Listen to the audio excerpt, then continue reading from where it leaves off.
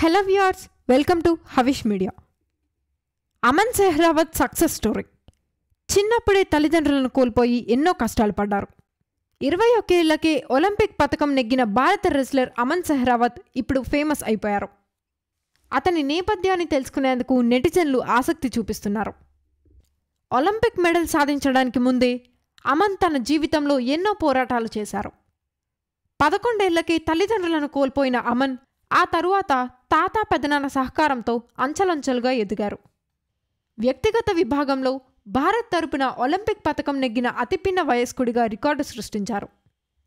Paris Olympics 2024లో రెస్లింగ్లో భారత్కు తొలి పతకాన్ని అందించారు రెస్లర్ అమన్ సెహ్రావత్.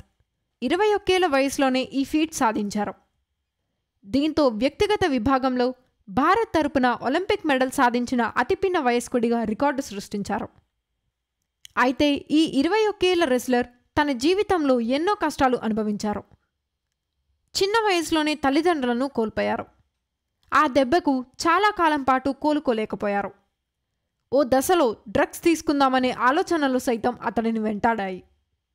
కానీ తాత, ఇతర కుటుంబ సభ్యుల సహకారంతో వాటన్నింటినీ దాటుకొని భారత్కు ఒలింపిక్ మెడల్ను అందించారు. అమన్ది హర్యానాలోని బిరోహర్ గ్రామం. అమన్కు ఓ సోదరి. 2008 ఒలింపిక్స్లో రెస్లింగ్లో సుశీల్ కుమార్ పతకం సాధించారు. దీంతో అతడిని స్ఫూర్తిగా తీసుకొని రెస్లింగ్ దిశగా అడుగులు వేశారు అమన్ సెహ్రావత్. అందుకు కుటుంబం సైతం ప్రోత్సహించింది. తండ్రి, తాతలు వెన్నుతట్టి ప్రోత్సహించారు. దీంతో మట్టిపై ప్రాక్టీస్ ప్రారంభించి ఆ తరువాత బురదలో రెస్లింగ్ చేసేవారు. అతడి ఆసక్తి, ప్రతిభను గమనించిన తల్లిదండ్రులు అమన్ను ఢిల్లీలోని ఛత్రసాల్ స్టేడియంలో చేర్పించారు. ఇక అప్పటి నుంచి నిరంతరం మెరుగుపడుతూ వచ్చిన అమన్ రెస్లింగ్పై మంచి పట్టు సాధించారు. సరదాగా సాగిపోతున్న అమన్ జీవితంలో ఊహించని కదుపు ఎదురైంది. మానసిక సమస్యలతో అమన్ సెహ్రావత్ తల్లి ప్రాణాలు కోల్పోయారు. ఆ వెంటనే మరో షాక్ తగిలింది. భార్య ఎడబాటును తట్టుకోలేకపోయిన అమన్ తండ్రి ఏడాది తర్వాత మృతి చెందారు. దీంతో 11 ఏళ్ల వయసులోనే అమ్మా నాన్నలను కోల్పోయి అనాథగా మారిపోయాడు అమన్. దీంతో అతడు కుంగుబాటుకు గురయ్యారు. చెడు ఆలోచనలు కూడా అతడి మదిలో మెదిలాయి. దీంతో రెస్లింగ్ను పక్కన పెట్టేశారు.